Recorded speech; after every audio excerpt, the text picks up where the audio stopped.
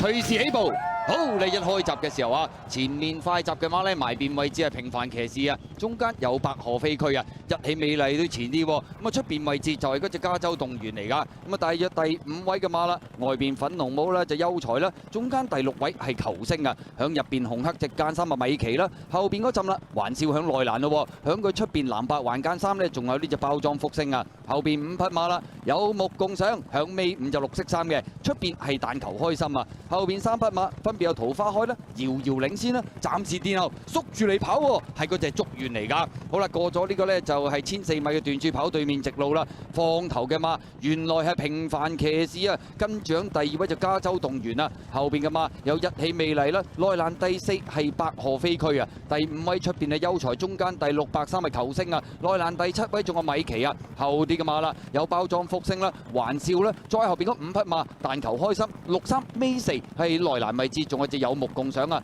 後邊3匹馬分別係桃花開、遙遙領先啊，暫時殿後仍然係竹園嚟㗎。好啦，咁啊轉香港體育學院灣咯，前面次序都冇乜特別大嘅喐動喎，平凡騎士依然係貼欄放啦，第2位就加州動員啦，內欄第3位有百何飛駒啊，外邊係一起美麗啊，第5位嘅馬出邊係優才，中間第6位呢仲有球星啊，內欄米奇啊，後邊嘅馬包裝福星還笑啦，後邊5隻但求開心，尾4內欄有目共賞，後邊3匹馬分別係桃花開、遙遙領先，暫時殿後仍然係竹園嚟㗎，入正最後直路啦，前面透出嘅馬呢都仲係平凡騎士㗎，然後外邊位置一起美麗上緊嚟啊，內欄位置仲有百何飛駒，沿住個中檔追有球星，出邊包裝福星，最出竹園嚟緊啦，最後300零米啦，透出嘅馬埋邊位置係百何飛駒啊，中間有包裝福星啊，最出衝上嚟係竹園啊，今年打比嘅得主係邊隻？外邊位置係竹園，入邊百何飛駒，兩匹馬相